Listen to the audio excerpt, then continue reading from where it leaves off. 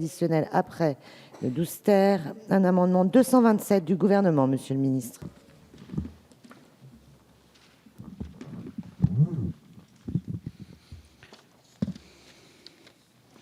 Oui, c'est un amendement qui modifie le code des douanes. Pour les missions, la Direction générale de l'énergie et du climat doit pouvoir avoir connaissance des données économiques individuelles détenues par la Direction générale des douanes et droits indirects. Ces informations permettent notamment la gestion et le contrôle de l'obligation de pavillon sur les mises à la consommation de produits pétroliers, la gestion, le contrôle et la mise à disposition des stocks stratégiques de produits pétroliers, le contrôle des volumes de biocarburants incorporés dans les carburants, le suivi, le contrôle des déclarations réalisées par les fonds internationaux d'indemnisation pour les dommages dus à la pollution par les hydrocarbures. Ici, nous avons besoin d'une disposition législative, vous l'avez compris, pour déroger au secret professionnel auquel sont soumis les agents de la Direction générale des douanes et des droits indirects pour pouvoir remplir cette mission. Voilà l'objet de cet amendement. Monsieur le rapporteur. Avis favorable. Commission, je mets aux voix cet amendement qui est pour, qui est contre, il est adopté. Un amendement 124 du rapporteur, Monsieur Leroy. Merci Madame la Présidente. Cet amendement vise à venir compléter une disposition qu'on a adoptée dans la loi de transition énergétique sur la fameuse loi de 1992 qui constitue un élément extrêmement important pour notre marine de commerce. Donc c'est un élément stratégique sur lequel nous travaillons depuis des années, qui avait été considéré comme une urgence très tôt dans le quinquennat, qui bénéficie d'un soutien assez rare pour être souligné du monde des armateurs comme des syndicats pour que nous puissions garder à terme des marins capables d'embarquer sur des navires de transport de produits pétroliers bruts ou raffinés. Donc c'est un enjeu important. La première rédaction dans la loi de transition énergétique crée quelques flous qui se retrouvent éventuellement dans les discussions actuelles du décret. Cet amendement a pour but de clarifier, de borner un peu plus les choses pour que nous puissions aller plus vite dans la réalisation du décret et qu'il satisfasse l'ensemble des parties prenantes sur ce sujet. Monsieur le ministre, l'avis du gouvernement. Merci Madame la Présidente. Le gouvernement est totalement défavorable à cet amendement. Je précise à la représentation nationale que le décret prévu par la rédaction initiale de modification de la loi de 92 par la loi de transition énergétique a été signé ce soir par Michel Sapin, Ségolène Royal et moi-même. Il peut y avoir des discussions sur la mise en application, les principes retenus dans la loi. Mais je pense qu'aujourd'hui, il est quand même de bonne politique d'abord d'avoir voté la loi, très bien. Il y a le décret d'application et nous verrons ensuite, dans le cadre de l'application avec le décret, si les interrogations qui existent aujourd'hui sont fondées.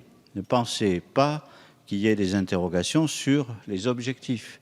Il y a des interrogations sur le dispositif juridique pour parvenir à ces objectifs et notamment sur le niveau de contrainte que l'on peut inscrire dans le texte tout en respectant les obligations communautaires. C'est ça le débat.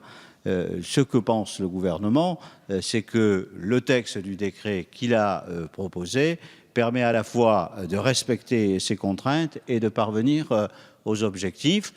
Nous verrons bien dans la pratique si ceux qui ont une suspicion par rapport à ce décret, alors que l'objectif est partagé par tout le monde, ont raison ou pas. Dans tous les cas, il serait vraiment de très mauvaise politique ce soir où le décret a été signé, de remettre en cause la loi. Je vous invite à retirer cet amendement en l'état. Le débat restera ouvert, mais nous allons passer maintenant aux travaux pratiques puisque le décret sera publié au journal officiel demain ou après-demain. Monsieur le rapporteur. Merci, Monsieur le Ministre, de nous apprendre que le décret a été signé ce soir. C'est une coïncidence incroyable.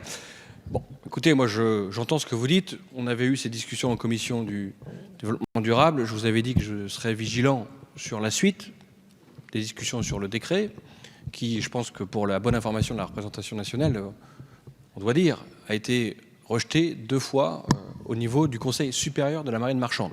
donc dans l'enceinte qui concerne cette activité. Je pense que nous partageons les mêmes ambitions sur ce point. Vous savez que je serai un poil à gratter sur la mise en œuvre, gentil poil à gratter, pour que nous puissions quand même aboutir, parce que je crois que c'est important que l'ensemble de la représentation nationale ait conscience de la réalité aujourd'hui des embarquements des marins français sur les navires pétroliers ou produits raffinés. Un modèle avec une matrix dirigée par les grandes majors pétrolières qui, à terme, au regard des obligations qui tombent chaque mois après chaque mois, deviennent de plus en plus difficiles pour les embarquements des marins sans expérience sur certains postes techniques à bord des pétroliers ou des petits pétroliers transporteurs de produits raffinés. Donc il y a un vrai enjeu pour une filière complète et pour notre indépendance stratégique en cas de conflit, d'avoir des marins capables d'armer ces navires. Donc voilà, je pense, les enjeux du débat doivent être posés, partagés par tous, une information complète. Ravi que nous ayons avancé sur le décret. Maintenant, on regardera sur les travaux pratiques, comme vous les appelez.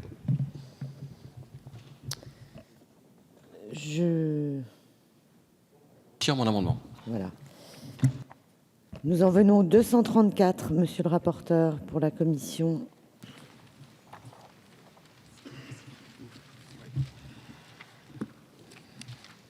Merci Madame la Présidente. Cet amendement vise à permettre, pour les navires faisant usage de leur droit de passage inoffensif dans les eaux territoriales, des contrôles d'identité des personnes présentes à bord d'un navire sollicitant l'entrée dans un port français pour prévenir une atteinte grave à la sécurité des biens et des personnes.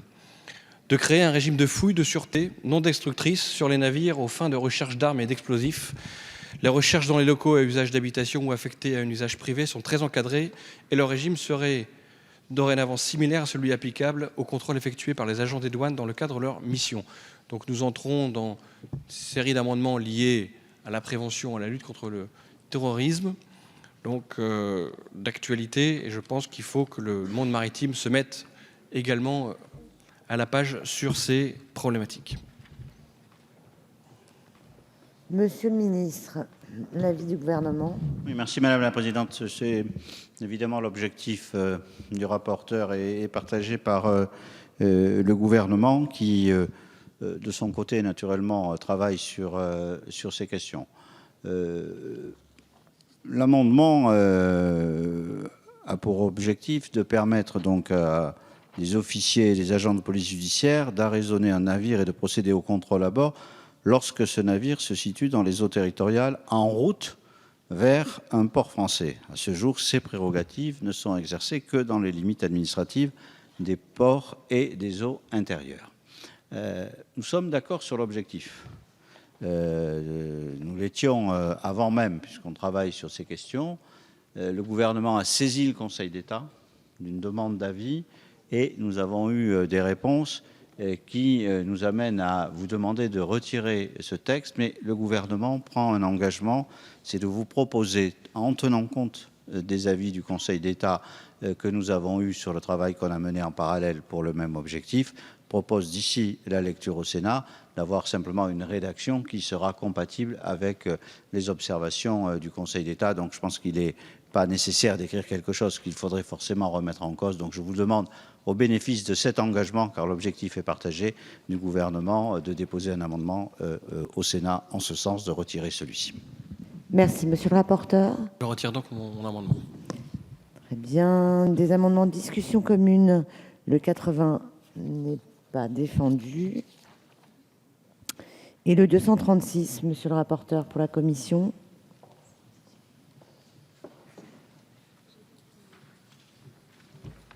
Merci Madame la Présidente. Comme je l'ai expliqué auparavant, on entre dans un sujet un peu délicat qui est la lutte contre le terrorisme. Nous avions en 2014 travaillé sur la question de la piraterie, trouvé un dispositif qui permette de travailler à base de décrets, d'un comité assez souple où nous retrouvons l'ensemble des parties prenantes. Donc l'idée de cet amendement, c'est d'élargir, ou en tout cas de répliquer ce dispositif pour le terrorisme et non pas la piraterie. Donc il y a quelques ajustements par rapport au dispositif de 2014, mais la philosophie est la même. Réactivité, travail en commun avec les personnes intéressées pareil, je pense qu'il faut qu'on se dote d'outils pour aussi se protéger du terrorisme dans le maritime. Merci. Monsieur le ministre, l'avis du gouvernement. Favorable. Je mets aux voix cet amendement qui a reçu un avis favorable du gouvernement qui est... Pardon. Ah, Monsieur Folliot, je ne vous avais pas vu. Allez-y.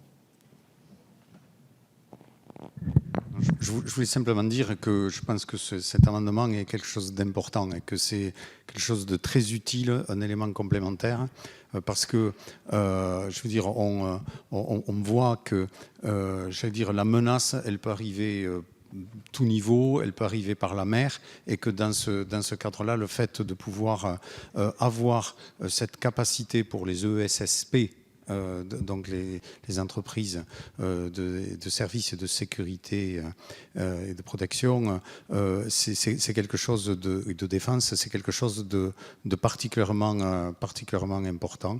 Et donc, en ce qui me concerne, au niveau du groupe UDI, nous sommes tout à fait favorables à cet amendement. Je mets donc aux voix cet amendement de la commission qui a reçu un avis favorable du gouvernement, qui est pour, qui est contre. Il est adopté. L'amendement 132, Monsieur Leroy. Merci Madame la Présidente. Écoutez, cet amendement vise à étendre au transport maritime le dispositif de recueil et de traitement des données figurant sur les cartes d'embarquement, de celles collectées à partir des bandes à lecture optique, des documents de voyage et des données dites PNR. Vous savez, c'est un sujet récurrent au niveau européen. Je pense qu'il faut qu'on se cale sur la pratique, en tout cas sur les tentatives de mise en œuvre au niveau aérien. Monsieur le ministre, l'avis de la commission, l'avis du gouvernement, pardon. Avis favorable. Favorable. Je le mets aux voix. Qui est pour, qui est contre. Il est adopté. Amendement 228, Monsieur le ministre. Oui, c'est un amendement un peu technique, mais qui correspond qui répond à un vide juridique aujourd'hui, ou du moins à une situation qu'on ne peut traiter qu'au cas par dérogation et qui n'est pas satisfaisante. Ça concerne la nécessité de l'encadrement de la navigation des bateaux fluviaux dans les estuaires pour contribuer au développement économique du secteur fluvial tout en confortant la sécurité de la navigation. En réalité, dans la pratique, nous avons été confrontés à plusieurs reprises à la nécessité de traiter au cas par cas cette situation. Je pense qu'il faut lui trouver un cadre législatif précis qui fixera pour tout le monde les règles d'une manière permanente. C'est l'objectif de l'ensemble de ces dispositions. Merci. Monsieur le rapporteur, l'avis de la commission. Avis très favorable. Je mets aux voix l'amendement 228 du gouvernement. Qui est pour, qui est contre. Il est adopté. Un amendement 128, Monsieur Leroy.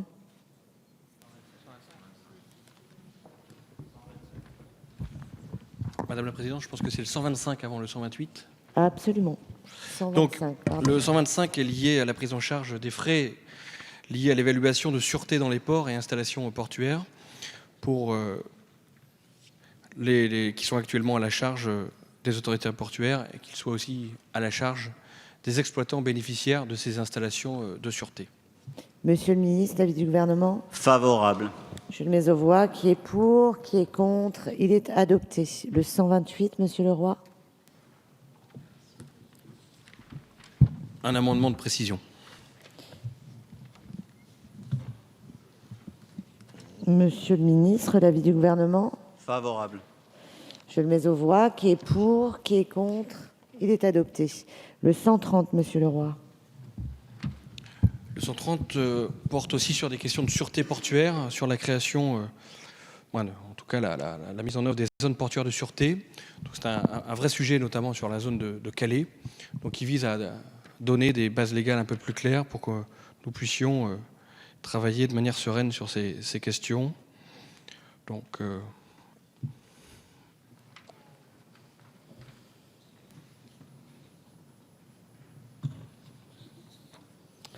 Monsieur le ministre, l'avis du gouvernement. Favorable. Je le mets aux voix. Qui est pour, qui est contre. Il est adopté. Amendement 134, Monsieur Leroy. Toujours dans le domaine de la sûreté portuaire, cet amendement vise à donner une base légale à l'usage des fichiers utiles à la prévention du terrorisme dans le domaine de la sûreté portuaire pour les agents de sûreté des ports et des installations portuaires, pour les organismes de sûreté habilités et leurs experts, ainsi que pour les agents chargés des visites de sûreté. Monsieur le ministre, l'avis du Gouvernement? Favorable. Je le mets aux voix. Qui est pour? Qui est contre? Il est adopté. Amendement 134, Monsieur Leroy.